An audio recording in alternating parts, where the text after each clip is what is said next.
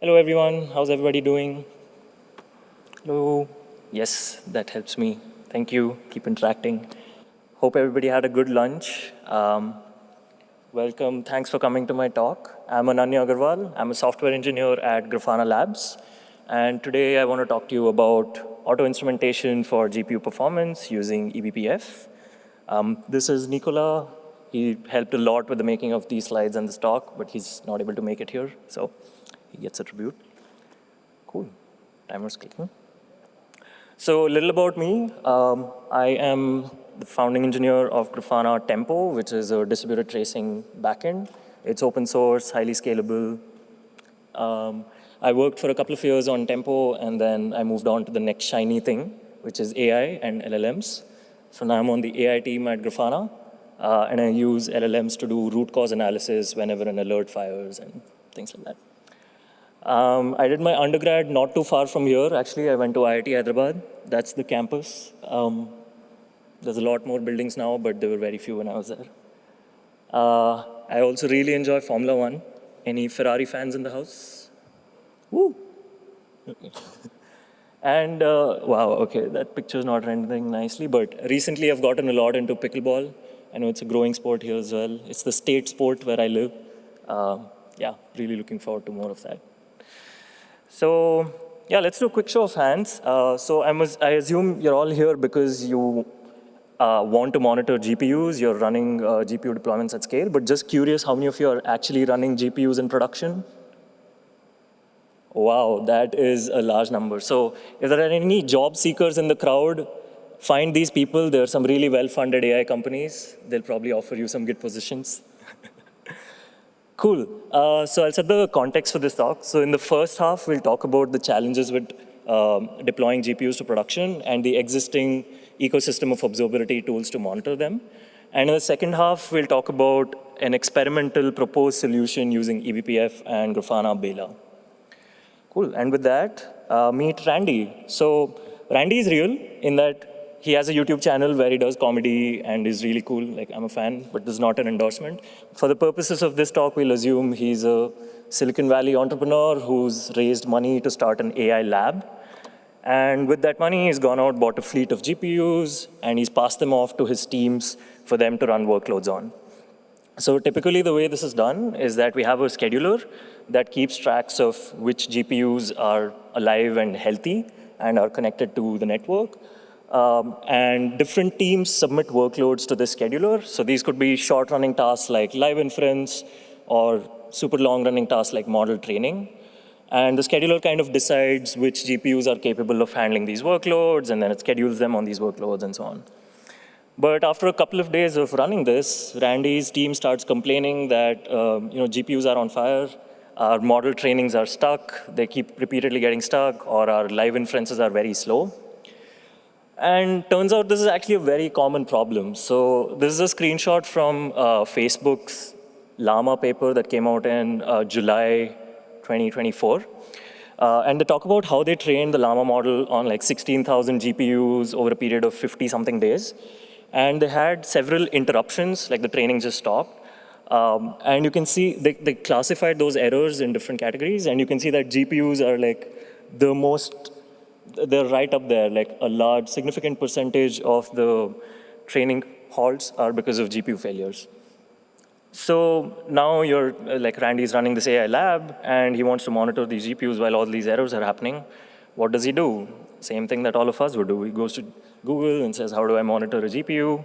And it comes up with a few suggestions, right? So the first is just set up hardware metrics. And there are some really great exporters out there to run hardware metrics. So there is the state-of-the-art NVIDIA's DCGM exporter. DCGM is Data Center GPU Manager. And it plugs into the hardware APIs of GPUs, and it gives you metrics like the GPU temperature. So it turns out temperature is really important because GPUs just melt and fall off the bus. And then it tells you like the power usage and so on. There's also like a really nice project from Azure. It's called HPC Node Health. And this is kind of similar to how we run health checks on Kubernetes nodes when they come online. So HPC Node Health runs health checks on GPUs before they get connected to the network. And it can kind of look into XID errors and all of these things before it announces that a GPU is healthy to the scheduler. So while these are really helpful, but they're not enough to know. So they're kind of helpful to know which GPU or job failed, but they don't kind of lead you to the root cause of the problem. Like, was it an out-of-memory issue? Like, what exactly happened when my GPU fell off the bus? So again, like we go back to the internet, and the next advice we get is to use profilers, right? And again, there's like a host of really good profilers. So the screenshot at the top is from Insight Systems, and this kind of breaks down operations all the way to every single GPU operation, and you can see that on a timeline to see like, okay, what work is the GPU doing? And we also have PyTorch profiler, and this kind of breaks down how much time was spent by each kernel. Kernels are essentially like math functions that are launched on the GPU, and it breaks down the GPU time by kernel. But there are some issues with profilers as well. So this is how we run the NVIDIA Insight Systems profiler, and you can already start seeing like some issues with it. Like every team that's running workloads on GPU now needs to understand which are the libraries to profile. If we enable CPU call stack sampling, which gives us profiles all the way to the function line of code in Python, that actually adds a lot of overhead because it runs in the app process. And finally, it just produces your output on a local machine, and you have to upload it into a specialized tool that NVIDIA provides where you can see the profile analysis. So this is all like pretty complex. So the PyTorch one also actually requires manual instrumentation. So you have to like annotate specific functions in your Python code where you want the profiling to happen, right? So that way you can get extra information. So yeah, there's again like these limitations with existing GPU profiling tools. There's also lack of CPU context before and after GPU events. Like, was this operation triggered by an HTTP request with a prompt, or what was the action that triggered it? And also there's like a big difference in like how easy it is to use profiling between CPU and GPU workloads. Like in CPU world, we now have like continuous profiling and a bunch of other open source continuous profiling projects like Pyroscope. And they just run cluster-wide, and they provide like one interface where the entire team can view those profiles. Here it's a bit more challenging. And finally, like recently I saw like the list price of an NVIDIA H100, and it just blew my mind. And so what if like our AI labs run out of money and they want to switch to AMD GPUs, right? Like if you want to replace some of your fleet with AMDs, then you have to rewrite all of your profiling frameworks. You have to teach the teams how to use the AMD developer suite again. It's like a big overhead. So these are kind of like the problems that we set out to solve in like a new approach. And for that, let's take a look at how software is written for GPUs, right? Let's take a step back. So this is typically how a CUDA program is written. Like I'm sure most of you have seen it. It's how we interact with GPUs. So it typically will open and copy a data file into the CPU memory, and then copy bits and pieces of it onto the GPU. We'll then launch kernels from the CPU. And again, kernels are like matrix multiplication, softmax, all of these math functions. And the GPU has like thousands of tiny cores. And so it can take one function and parallelize it. And so it can execute thousands of copies of this function, and the result of the computation is then copied back onto the CPU. And then finally, like that's used for like further processing and so on. So if we actually take a look at this, we can see some key insights, right? Like so CPU is actually the orchestrator for all GPU tasks. So because kernels are launched from the GPU, so you can, it's important to know how many kernels were launched, what are the dependencies between kernels, like is the output of one kernel being used as the input of the other, and finally, memory is allocated and deallocated also from the CPU side. So it's important to track how much memory was allocated, was it deallocated after allocation, and we have to make sure that data transfers are done async while other computation tasks are in place so that we get the max utilization out of the GPU. But we can see that by tracking this interaction between the CPU and GPU, we can actually implement some form of observability. So yeah, now I'll move over to the second half, which is our proposed solution using Grafana Bela. So Bela is an eBPF-based zero-code automatic instrumentation open telemetry tool. A lot of words there, but basically it's an open source project, part of the open telemetry ecosystem now, and it's based on eBPF. So why eBPF? There's been a few talks on this already, but just to quickly recap, eBPF allows programs to run within the Linux kernel in a safe and efficient manner. It requires zero instrumentation, so as long as like the app developers don't have to instrument or annotate functions within the Python code, like they were doing with the PyTorch profiler, then it's framework agnostic. So you could be running TensorFlow, or you could be running PyTorch, but if all of the programs are interacting with GPUs, they have to be using CUDA drivers. Like underlying all of that PyTorch and TensorFlow code, there is CUDA drivers. So as long as we're instrumenting the CUDA drivers, it should all work. eBPF is also low overhead. And finally, we can collect profiles from all of these nodes and view them on a single machine. Profiles or even metrics. We'll focus on metrics today, but profiles is a for the future thing. Cool. And that's basically what we did, right? So we identified certain important CUDA calls that we could instrument to get this, to understand the interaction between CPU and GPUs. And then we went ahead and deployed Bela, which sits between the CPU and GPU. So anytime a prompt comes in, the server launches kernels onto the GPU, and Bela kind of sits in and monitors for these kernel calls and creates Prometheus metrics out of it. So we'll look at what these probes were and how we're able to generate metrics now. So the first one that we added was for CUDA launch kernel. This is a call that happens in the CUDA driver. And it essentially has this function signature. So it has a function offset. It has a grid. It has some grid dimensions, block dimensions, and some other arguments. So essentially, this is the call where the CPU tells the GPU, run this function and these many copies of it. So throwback to a compiler class if you've taken it in college, but a group of threads makes a block, and a group of blocks makes a grid. So by specifying a number of grid, specifying the numbers of blocks and grids, we're kind of implying how much work has to be done on the GPU. And this function is the actual kernel, like matrix multiplication or so on, that'll be executed on the GPU. And yeah, with that, we had metrics. So we had Prometheus metrics coming out of this instrumentation or this probe. And you can see that, so this prompt, so if I had a prompt on a Llama machine, or like a Llama running on an NVIDIA GPU, and the prompt took like maybe 7 seconds to complete, like the response took about 7 seconds to complete. And you can see like these were the different kernels that were launched, and we'll look at some other metrics later on. But this is already pretty useful, right? Like you have a deeper understanding of what kind of work is being offloaded onto the GPU. So from the same metric, we can also get dimensions. So this is the grid and the block size that I was talking about. So you have like grid cardinality and block cardinality plotted over here. So this is actually really cool, because now using this, you can see, okay, which are the kernels that are executed most often on the GPUs. And you can kind of focus your optimization efforts and your, I guess like you can focus, you can see what the dependencies are and which kernels are being executed most often, and kind of focus your efforts on that. Cool, so I'll move on. This is another probe that we added for the CUDA malloc call. This takes like it takes the size of the pointer that we want to, how much memory we want to allocate.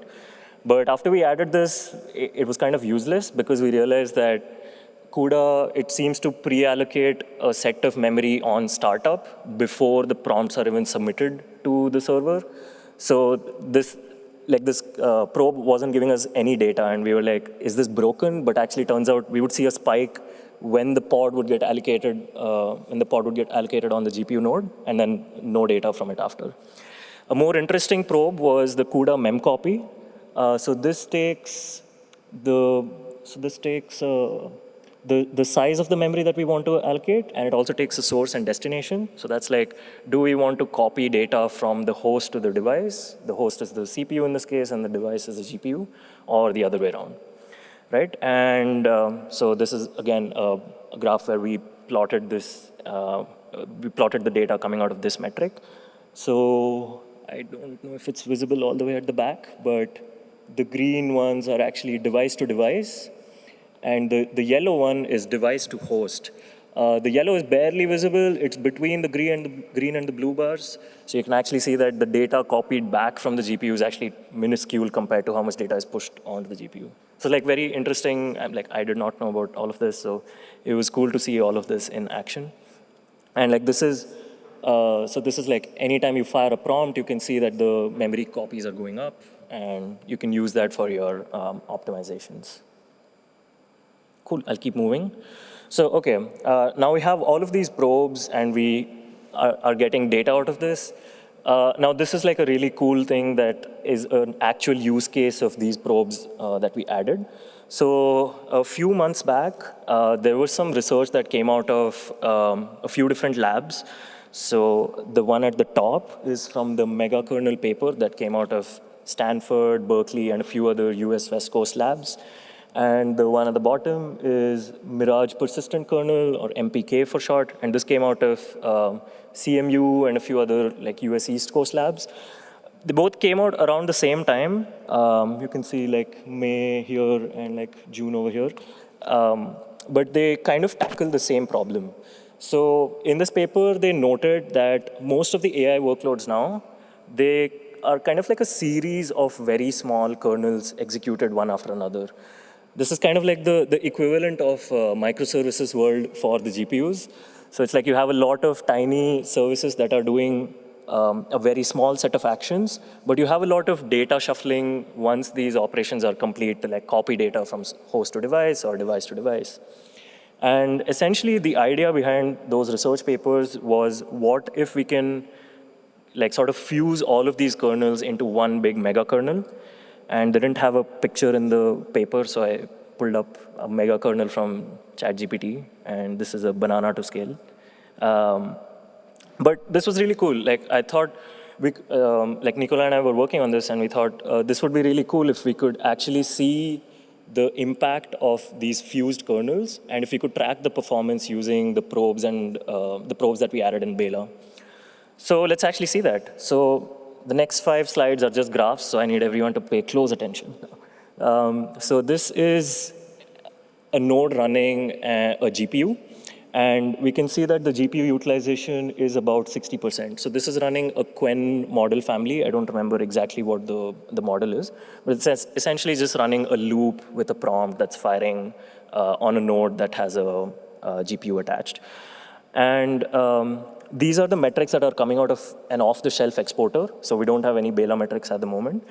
But if you're a lab like Randy, right, you're looking at this and you're thinking, I've spent so much money on my GPUs. Why is my utilization sitting at 60%? I want to juice every last bit of performance from my GPUs.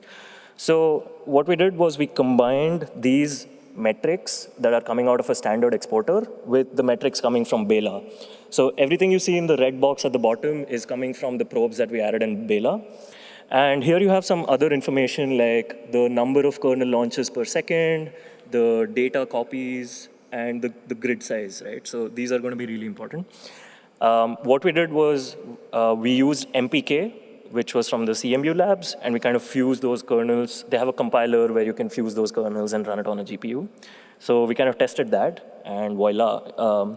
Your GPU utilization went to 100%. I'll just flip between these so it's visible. The latency went from 48 milliseconds to 19. The kernel launches went down massively. Like here it was like hundreds of kernels per second, and here it's gone down.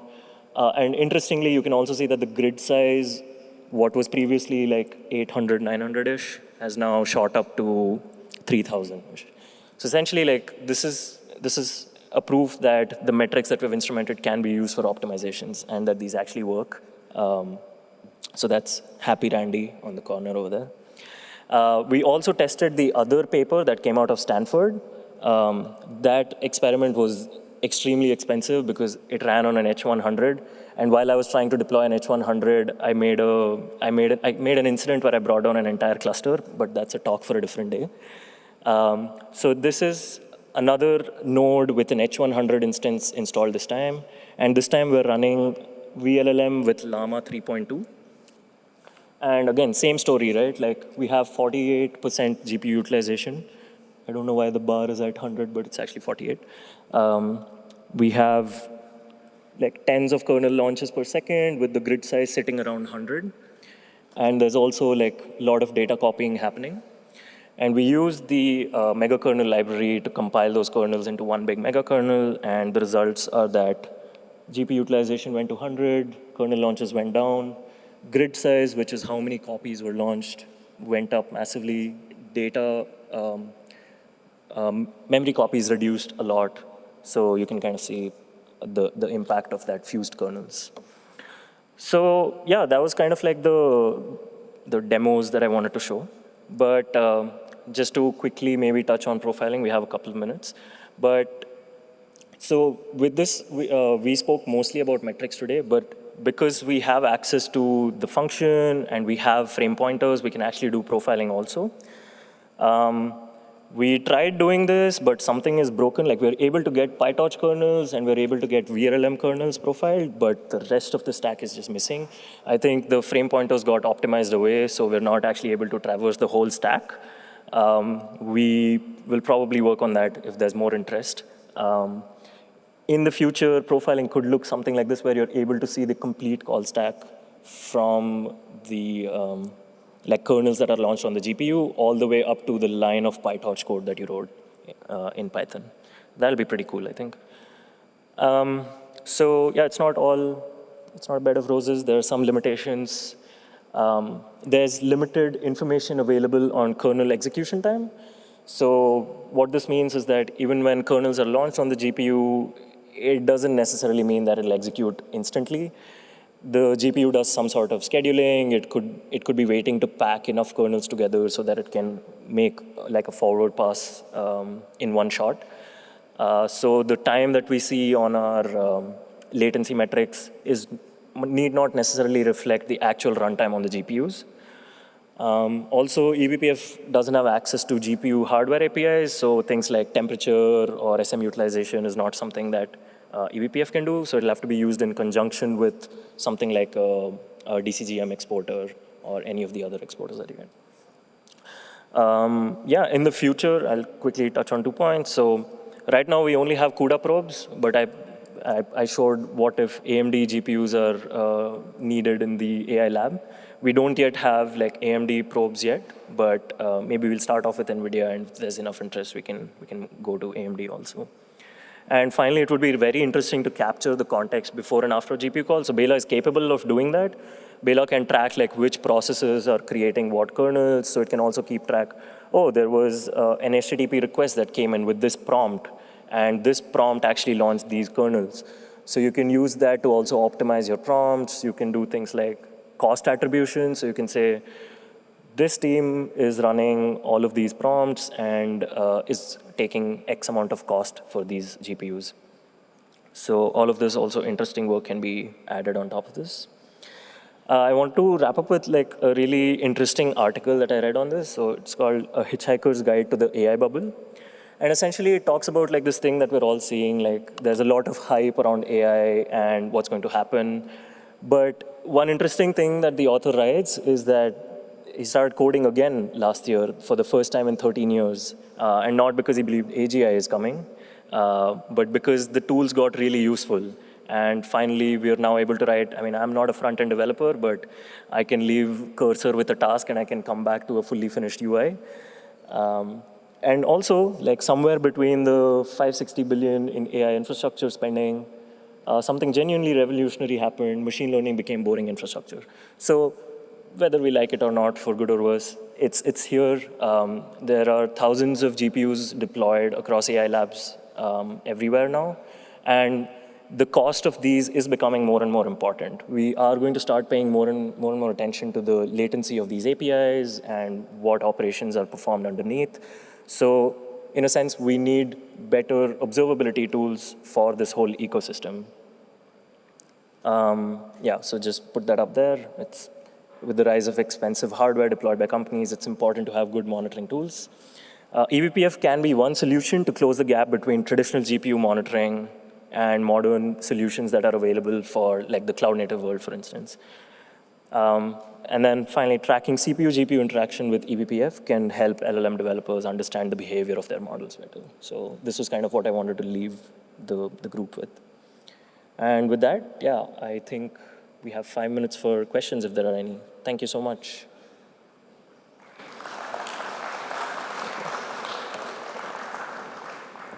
So I'm told there's no mic. If there are any questions, you can just either come up to the front and yell at me, and I will relay it on these mics. If there are no questions, that means everyone understood everything I said, and we can all get 5 minutes. OK, we have a question. Cool. So we had 2 questions. So the first was, if I remember correctly, can this be part of node exporter, and can it optionally be turned on if GPUs are present? So node exporter looks at a different set of metrics, and it doesn't use eBPF. Bela is specifically designed to look at the process monitoring and eBPF. So yeah, it's like a complementary sort of metrics that you get with the node exporter. And the second question was, why can't the frameworks like Ollama expose these metrics? Well, they can, but it's like everyone would have to run their own. First off, there are like lots of different frameworks that run these LLM models locally. So we'd have to instrument each of those, or like each of those frameworks would have to do the work to instrument those metrics. But not all of them have these. So if we still want them, then we can have like a centralized solution where we can monitor all of these frameworks. And secondly, even with Ollama, I think that just runs locally. I don't know if Ollama can be deployed as a cluster-wide service. So for those frameworks, again, like Bela can be helpful where you're not just looking at one machine, but you're looking at a cluster of GPUs, and you want metrics coming in from all of them. Cool. I think that's time. Do we have time for more questions, or I can just take them offline? OK. We have 1 more minute. Yep. So the question was, are there any other metrics apart from the ones that we spoke about today that could be helpful? So yeah, please come and tell us. Like, we are not GPU experts. Like, we have one GPU running in Grafana Cloud, and we're not deploying like a fleet of GPUs. So if there are, we'd actually be happy to hear from the community about which kind of metrics would be helpful. And this is, again, all available in open source Grafana Bela. So this can be installed and run in your clusters. So if there's any metrics of interest, like these were the ones that we wanted to start with. But if there are more, then yeah, we're happy to expand like the number of probes that we've written. Cool. That's my time. Thank you so much.